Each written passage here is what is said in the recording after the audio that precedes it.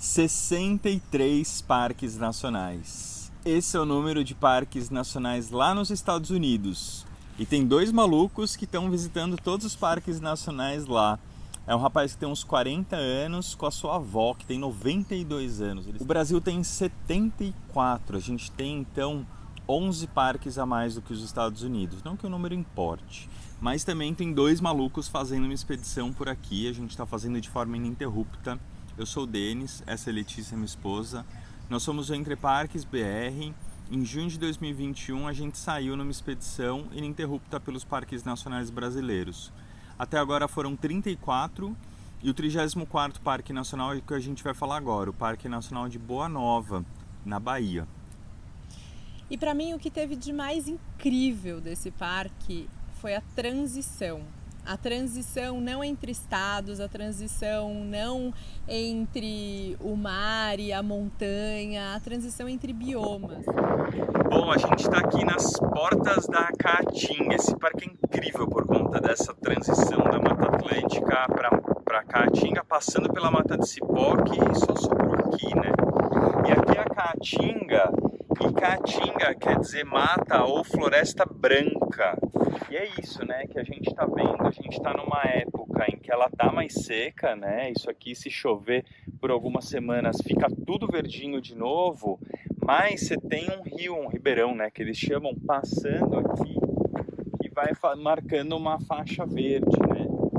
E começa a aparecer mandacaru, enfim, um monte de outras espécies que a gente mal vê e mal hoje sabe reconhecer. Então é muito bacana a gente chegar aqui e a gente poder começar a aprender com essa beleza diferente aqui, que é muito bacana.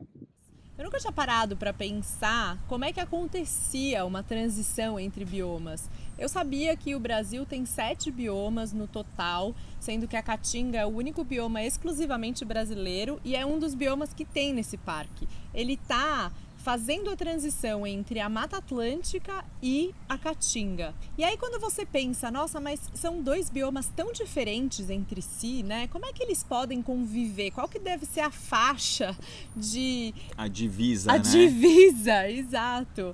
O que é? É um rio que separa? É uma montanha que separa? É um paredão, assim? Como é que se dá isso?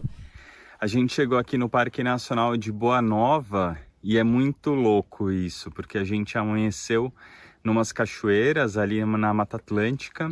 A gente está chegando aqui na Caatinga e a gente está passando o que é a Mata de Cipó, que é a transição entre a Mata Atlântica e a Caatinga. E é muito bacana de ver porque em uma região onde se circula aqui 10, 15 quilômetros, muda tudo, absolutamente tudo, né? E aí aqui você tem outro tipo de vegetação, você começa a ter cactos, tem as orquídeas, tem bromélias, tem um monte de planta que eu não sei dizer o nome, um lugar que parece ser super bem preservado, tem muito líquen aqui, né? E tem essa vista maravilhosa aqui para a Caatinga ali, que a gente ainda vai chegar lá, mas que é um negócio muito bacana de ver sentir a transição na pele no mesmo dia, da onde você tá, e mudar completamente de bioma. E foi muito interessante descobrir que é uma faixa extremamente pequena, né? São praticamente 20 quilômetros. Entre um e outro acontece o que é chamado de Mata de Cipó, que é exatamente a transição entre a Mata Atlântica e a Caatinga. E em 20 quilômetros você tem uma transformação radical mesmo, não só para os bichos e para as plantas, porque elas vivem, né, de forma completamente diferente. A Caatinga é conhecida, né, pela secura, enfim, Caatinga é a mata branca, porque ela perde uma parte, quase a totalidade das folhas durante uma boa parte do ano, então ficam só os troncos meio brancos. E a Mata Atlântica é aquela famosa exuberância pelos verdes e um monte de planta uma no meio da outra, as águas, né? A maior parte das nascentes a gente encontra também na Mata Atlântica. E é muito interessante realmente pensar como é que esses dois mundos tão diferentes convivem. e como os humanos que frequentam esses dois mundos tão diferentes convivem. A gente conversou com algumas pessoas e desde o acesso à água é completamente diferente, porque do lado ali da Mata Atlântica as pessoas não pagam pela água porque a água chega, eles vão buscar direto na nascente, né? Colocam aquelas mangueiras, é muito comum ver isso pelos lugares pelos quais a gente passou, tendo uma água fresca e uma água que não passa por nenhuma instituição, inclusive, né, para chegar até a casa delas. E não poluente, né, desculpa, mas também não vai ser contaminada por nada. Sim. E você tem, por outro lado, cidades onde você não tem nenhuma fonte de água, que essa água precisa vir em caminhão-pipa das cidades vizinhas, ou seja, a gente viu essa cena do caminhão-pipa indo numa cidade, né, da Mata Atlântica, pegar água e levar para cidades da Caatinga, distribuindo nas caixas d'água das pessoas, porque a vida é completamente diferente em uma e em outra, apesar dos poucos 20 quilômetros que separam uma e outra. Que o gado fica também na Caatinga, e aí quando chega a época seca, o pessoal migra o gado inteiro para a parte da Mata Atlântica, que é onde sobrou um verdinho. Essa transição dos animais domésticos, né, animais, inclusive. Essa exuberância, então, né, essa riqueza, imagina você ter um parque nacional onde você tem dois biomas ocupando um mesmo espaço, faz com que tenha uma fauna muito importante. A gente aprendeu que esse parque tem mais da metade das aves que tem no estado da Bahia inteiro. Ele é um paraíso para os observadores de aves. Tem uma ave específica que habita essa mata de transição, que é o gravatazeiro, porque ela fica numa planta que chama gravatá, que é específica, endêmica, né, dessa mata, da mata de cipó. Aqui no Parque Nacional de Boa Nova, então, tem 3 fitofisionomias. Tem lá a Mata Atlântica ombrófila densa, no meio tem a Mata de Cipó, que é onde a gente está adentrando agora, e depois tem a Caatinga. E aqui na Mata de Cipó tem essa planta aqui, que é tipo uma bromélia, chama gravatá. E aí ela é um dos lugares que o gravatazeiro, que é uma ave que é endêmica daqui, ela só existe aqui, usa para se alimentar. Então aqui tá seco, mas aqui tem frutinha, né? Tá bem seco, aliás, mas tem frutinha. E é uma ave que ela não voa no vazio, né? Ela voa assim onde tem mata. Então, se você deixa muito espaçado uma mata para outra, ela não passa de um lado para outro, ela vai ficando encurralada, coitada. Em 1817, teve um príncipe de um dos reinos alemães, a Alemanha ainda não tinha sido unificada, que esteve no Brasil e ele viu essa exuberância ali em Boa Nova. A cidade de Boa Nova ainda não tinha sido fundada, ela foi fundada há mais ou menos uns 100 anos. E ele então começou a divulgar e ficou maravilhado e também descreveu muito do que ele viu por aqui. E por muitas décadas, ou talvez um século, esse parque tem sido visitado por muitas pessoas que são observadores de aves. São pessoas que buscam mesmo encontrar as aves e, como a Lê falou agora há pouco, tem mais de 400 espécies de aves. Então é um lugar assim que é um prato cheio para quem quer fotografar, observar, aprender sobre as aves.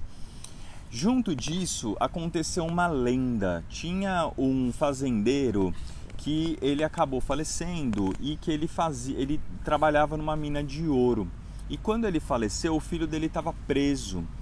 E ele deixou então um enigma para o filho, segundo o que consta, aonde o filho poderia encontrar ouro. O filho nunca encontrou ouro, várias pessoas já foram procurar. E as pessoas da cidade de Boa Nova, então, vendo esses turistas, muitos turistas estrangeiros vindo para fotografar, para apreciar as aves, achavam que as pessoas estavam indo para Boa Nova para procurar ouro. E isso aconteceu então por muitas décadas, né? As pessoas não viam tanto esse valor, isso é muito normal, né? Quando você está no seu quintal, você não vê aquele valor, você não acha aquilo tão bonito quanto quando você vai num lugar diferente, um lugar, enfim, que você não conhece. E aí então aos poucos a população de Boa Nova foi aprendendo um pouco mais disso, veio a Save Brasil, que é uma ONG que estuda também as aves, ajuda a proteger essas unidades, ou a criar uma unidade de conservação onde tem aves, né, que estão sendo ameaçadas. E aí então teve uma grande virada na cidade, em que as pessoas começaram a enxergar um pouco mais da beleza, da riqueza, de todo esse potencial turístico que tem na região.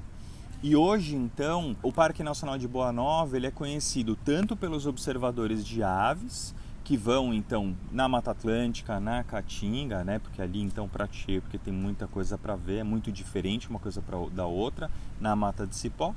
E pelos visitantes que vão curtir as cachoeiras, principalmente. Então, tem 30 cachoeiras ali dentro do parque, outras tantas incontáveis que estão no entorno. E uma outra informação interessante sobre esse parque é que ele tem a sua área dividida em 5 pedaços, assim, né? Ele foi criado dessa forma em 2010. E esses pedaços, eles estão unidos por um refúgio de vida silvestre, que é um outro tipo de unidade de conservação. Então, existe uma unidade de conservação com proteção integral e uso sustentável, não vou explicar tudo aqui. Mas as de proteção integral, existem alguns tipos, entre elas um parque nacional e o refúgio de vida silvestre. São diferentes, elas têm objetivos diferentes, mas elas se complementam. Então você vai passeando dentro do parque, às vezes você está no refúgio, às vezes você está no parque nacional, às vezes você está numa área mais protegida, mais preservada, às vezes menos, às vezes tem gente morando, às vezes não tem, né? O fato é que tudo isso vai se comunicando nessa transição aí da Mata Atlântica para a Caatinga. A gente está aqui no Boa Nova. Vou ficar falando Boa Nova porque eu nunca sei onde a gente está no parque, onde a gente está no refúgio, mas tudo bem. E aqui a gente vê esse tipo de samambaia, né? E é uma coisa muito louca o que aconteceu com a gente nesse último ano, porque a gente enxergava e comemorava muito verde, né? Então quando via pasto, falava, pô, tem pasto. Quando via alguma coisa assim, pô, que legal, né? E sim, né? É a vida se formando aqui, provavelmente era uma pastagem, até dá para ver um pouco de pasto que ficou. Mas isso daqui o pessoal chama de feto, é um tipo de samambaia e ela cresce, então onde as áreas elas são abandonadas, né? Geralmente onde tinha pasto, elas crescem muito rápido. O que parece muito bom inicialmente, porque a natureza está se recuperando. No entanto, isso aqui é muito perigoso por algumas questões, né? A primeira é que ela vai formando várias camadas, né? Muita biomassa, muita, né? Então fica essa parte seca embaixo e se tiver algum foco de incêndio, né? Que isso acontece em geral nessas épocas, tipo agosto, setembro, outubro, isso aqui alastra de uma forma, ó, tem para outro lado, tem para todos os lados aqui, né? Isso aqui alastra de uma forma assustadora, assim, uma violência em termos das labaredas que isso aqui pode tomar. E a outra questão é que o feto não vai permitir que o resto da mata consiga se recuperar. Então é uma coisa, inclusive, que a gente já viu em alguns parques, como o Parque Nacional do Pau-Brasil, tem um esforço muito grande de retirada disso daqui, tanto para poder evitar incêndios, quanto para permitir que a mata nativa possa voltar. Então são os prós e contras de conhecer mais da natureza. A gente fica feliz, né, dela se recuperar. Por outro lado, dado que a gente não tem um banco de sementes e a gente não tem tantos animais aqui como a gente tinha antigamente espalhando essas sementes, acontece muito disso que pode ser até perigoso para o que sobrou. Vale a pena mostrar ali só para o que sobrou de mata. Então se chegar aqui o fogo pode acabar chegando numa força muito grande ali naquela mata e destruindo aquela mata que ainda está preservada. O perigo dela, além da questão da biodiversidade, dela impedir a biodiversidade, é que o fato dela ter raízes não muito profundas faz com que tenha risco de que tenham erosões, né? Porque o solo, ele só se sustenta porque embaixo dele, junto com ele, tem um emaranhado de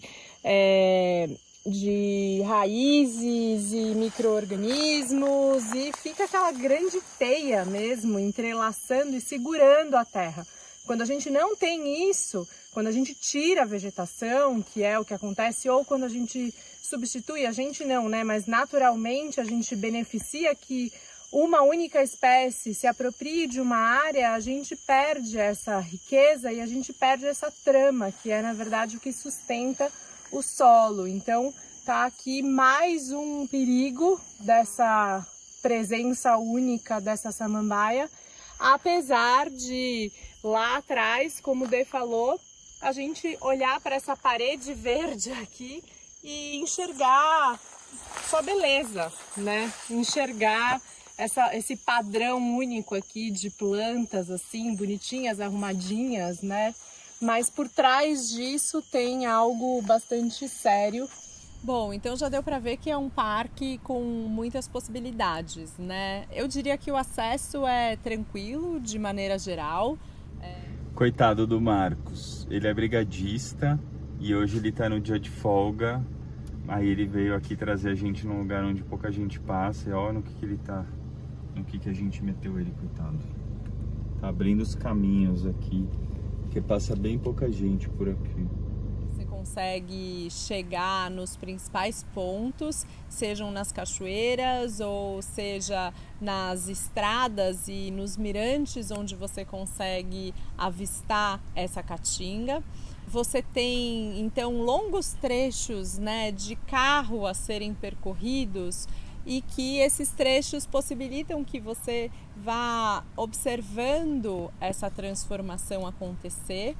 E também lugares para você subir no topo de umas montanhas, né? A gente subiu no ponto mais alto do parque, que é o Morro do Inglês, que tem 1.100 e tantos, né, metros.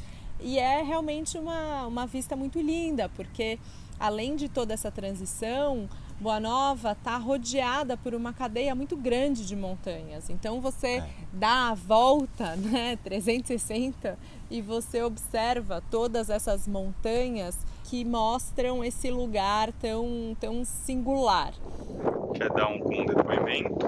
Eu tenho uma pergunta para você. Isso são trajes para fazer trilha? Hein? O que é isso? O que é isso? Sendo honesta. E da próxima vez que vir um meme daqueles que na Bahia não faz frio, que quando tá 25 graus todo mundo bota cobertor, vem aqui dar uma sentida no que é o friozinho da Bahia. Faz frio.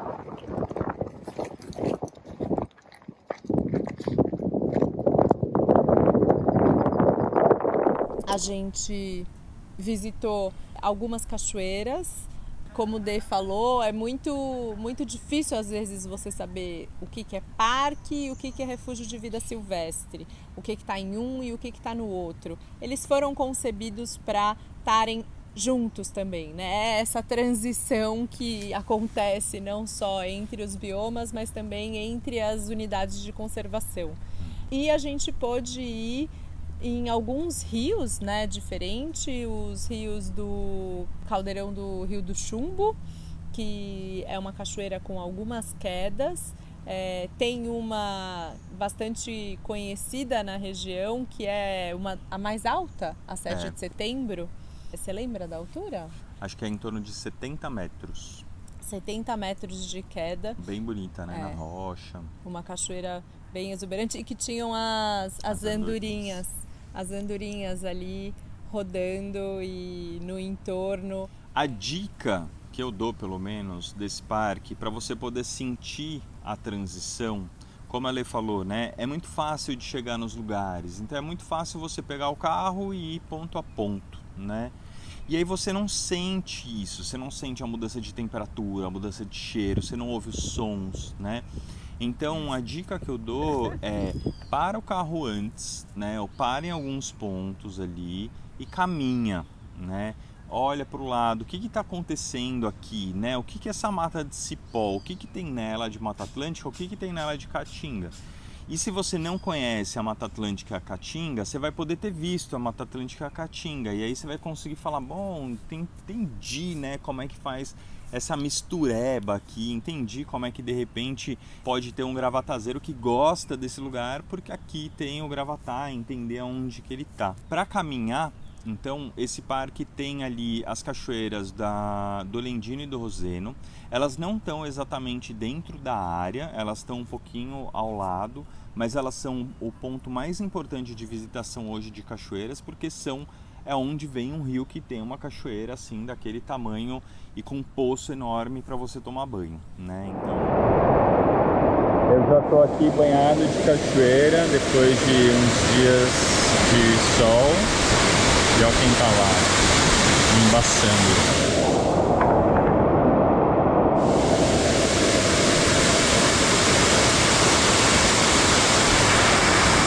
É muito gostoso de ir lá.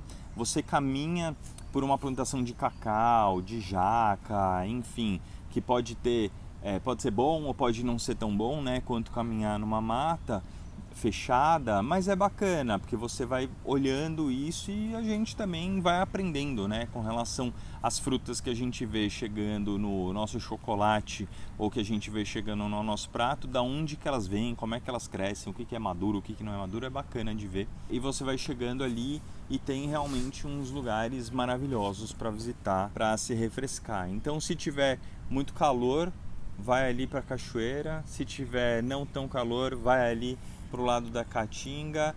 E se você não souber que tempo tá, porque a gente ficou o tempo inteiro lá, umas 2 semanas, que a gente não sabia que tempo que era, olhava a previsão e falava assim, não está chovendo agora e não vai chover pelas próximas 10 horas, estava chovendo. Porque é isso, você tá na Mata Atlântica, ali chove praticamente todo dia, pelo menos quando a gente tava à noite, cai uma garoinha ou cai uma chuvinha, porque a Mata Atlântica ela evapora e ela chove, ela faz chover, né? Na Caatinga é diferente, porque ali você não tem a mata que está transpirando e ali então não vai chover. Mas também o que eu acho bacana da Caatinga, essa questão da intermitência também, que ela falou um pouco antes, da mata, então que ela perde as folhas, que ela fica branca e tudo mais. Mas assim, você consegue ver o curso do rio, da onde deveria ter um rio, onde tem um rio, mas que na época que a gente foi ele não estava lá. É um rio intermitente. É um rio que vem na época das chuvas e depois ele seca. Só que ele seca por cima, porque por baixo o leito ainda continua úmido. Então as árvores que tem ali correndo ao longo do rio, elas são completamente diferentes das árvores que estão para cima. E isso é bastante bacana de poder ver, né? Chamam a atenção também na Caatinga algumas árvores ou plantas que a gente não conhecia de vista, né, ou não tinha visto ainda, como o mandacaru, e tem uns gigantescos assim, centenários, que é super bonito de ver. Você imaginar que é um cactus, né, e que ele vira daquele tamanho, de um porte de uma árvore. Ou um buzeiro, que a gente desconhecia e que tem um formato muito bacana, completamente retorcido assim, parece a árvore da vida, um negócio com uma super complexidade assim. Muito Chama bonito. atenção mesmo, né? O buzeiro, assim, ele se destaca, parece, no meio da Caatinga. E o licuri. O licuri, ele é uma espécie de palmeira que é da Caatinga. Tem um coquinho bem pequenininho do licuri, da onde vem uma castanhinha, que é muito boa. Ela tem um gosto meio de coco, meio de castanha. Bem docinha, bem docinha, então isso é muito gostoso. E o licuri, que vem de uma palmeira, né, que é exclusiva aqui da Caatinga. Lembrando que a Caatinga é o único bioma exclusivamente brasileiro. Então, isso daqui a gente só vai comer no Brasil. É muito bom, vale muito a pena. É uma árvore que está ameaçada e é muito louco, né, você tomar conhecimento dessas coisas. Tudo que hoje existe de licuri no mercado é de extrativismo. Ninguém plantou, não existem plantações de licuri. Então o que a gente tem de acesso a licuri é aquilo que é retirado de forma correta, né? Você não pode ficar retirando de qualquer canto, mas que é retirado de forma correta e permitida de algumas propriedades que conservaram o licuri. Então é interessante você começar a ver esses gostos e visões diferentes do que a gente via na Mata Atlântica. E para mim a Caatinga teve a questão também dos pequenos jardins, né? Porque você tem ali uma parte de pedra, uma parte de rocha, né? Importante, e de repente vinha uma cor que sobressaía de uma bromélia bem amarela, e aí você via uma flor mais rosada, e aí você tem uma planta que parece um cactus, mas que não é exatamente cactus, eu não sei o nome, mais verdinha. O travesseiro assim. de sogra? Não tô falando do cactus, tô falando daquela que tinha como se fosse aqueles vários galhos, assim. Certo, aquelas galhadas, enfim, um mini bandacaru, que parecia. Enfim, a nossa falta de... Dos biólogos que não nos escutem, mas a gente está se esforçando, mas é a nossa falha, né? Falta de vocabulário mesmo, um bioma que a gente não tem familiaridade ainda, espero. Mas é isso, é tudo muito... São muitos detalhes, né? E você vai vendo, por exemplo, o voo dos beija-flores, que tem o seu trajeto para pegar o néctar do almofada de sogra. É uma dança, né? Assim, a gente foi mais de uma vez nesse mirante da janela para ver, né, essa transição e para olhar onde começaria mesmo a Caatinga, e a gente pôde observar as mesmas aves, né, que elas ficam no mesmo lugar. Parece que, assim, elas já têm a trajetória delas, né? Então a gente foi num dia e ficou ali observando as aves. Quando a gente foi no outro dia, elas estavam na mesma árvore, a mesma ave, e fazendo o mesmo circuito, né? Isso é muito interessante de você reparar. A gente pode talvez pensar que, nossa, que sorte, né? Tô aqui vendo essa ave hoje, vai saber onde é que ela vai estar amanhã.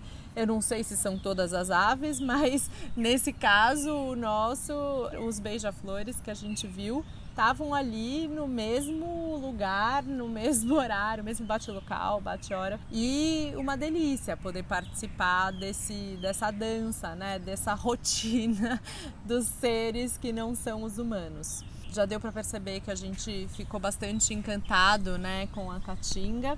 Mas mais do que isso, a gente ficou encantado com a transição. E você quer dar algum depoimento? Ai, não sei, é muito... Chegar na Caatinga tá sendo uma experiência muito diferente, né? A gente tá há mais de um ano, né, caminhando na mata, mas sempre uma mata densa. A gente alternou entre Mata Atlântica e Cerrado. E fazia tempo, né, que a gente não vinha pra Caatinga, e acho que a relação é outra. A minha sensação é assim, tô curiosa para conhecer uma pessoa nova, sabe? Parece isso.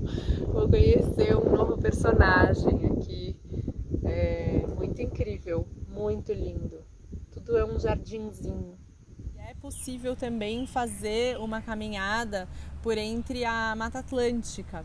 É uma caminhada tranquila, também curta, né? 2 quilômetros numa estrada. A própria estrada para chegar na trilha já é bem bonita, já é de uma mata mais fechada.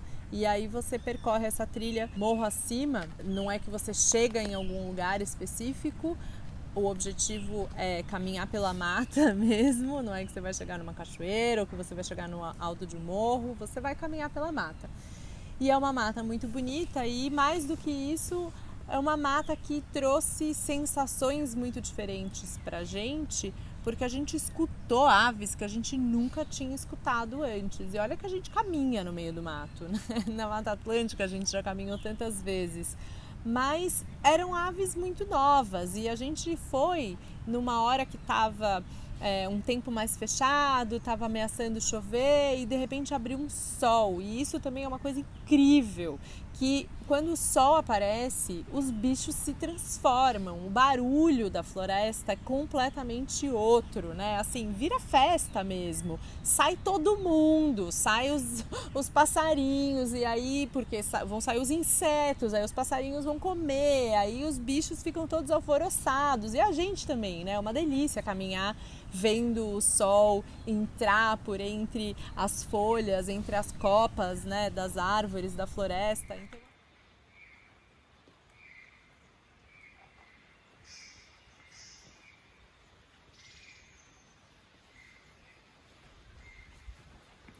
A gente está aqui no Parque Nacional de Boa Nova. Esse parque foi descoberto, entre aspas, pelos birdwatchers, as pessoas que viajam o mundo, uma lista de aves que elas querem tirar uma foto. Essas pessoas, principalmente estrangeiros, vinham aqui e continuam vindo aqui. E elas, então, entram na mata, vão nos lugares, enfim, mais remotos ou mais conhecidos para tirar foto de passarinho. E o pessoal local tem uma história de um enigma que tem aqui na Serra do Itimorante, que é bem perto de onde a gente está. Que um cara escondeu ouro há não sei quanto tempo, pro filho achar, o filho nunca achou.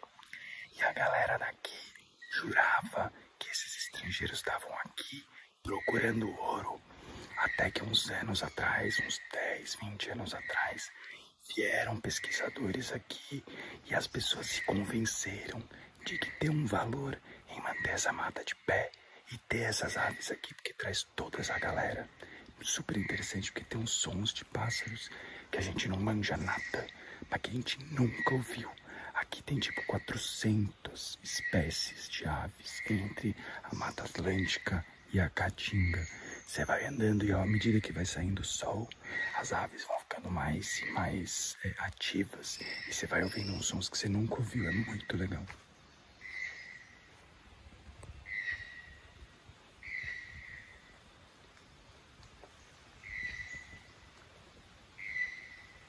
Então, assim, é super gostoso ver mais essa transição que aconteceu nesse parque com a gente. E o que mais? Acho que é esse parque que junta um monte de coisa, um monte de sentimento, tem um monte de coisa para ver, para sentir, e o quanto mais der para caminhar ali, mais vai dar para sentir. Foi muito gostoso mesmo de estar lá. Foi meio que abriram-se as portas do sertão pra gente, que a gente não tinha chegado até lá. A gente só pisou e voltou, né? Mas logo mais a gente entra com o pé e com o corpo inteiro, né? Então é isso. Espero que tenham gostado desse parque de transição. Fica aqui o nosso convite para vocês acessarem o nosso site, que é onde a gente detalha com mais cuidado, com mais informações, o que a gente viu sobre esse parque, o que a gente achou, onde a gente foi. Tem também a nossa percepção sobre todos os outros parques que a gente já visitou, tanto aqui no YouTube quanto no nosso site. Espero que vocês possam acessar e se instigar a, quem sabe, sair por aí também conhecendo as maravilhas que a gente tem nesse país. É isso aí. Obrigado e até o próximo. Obrigada.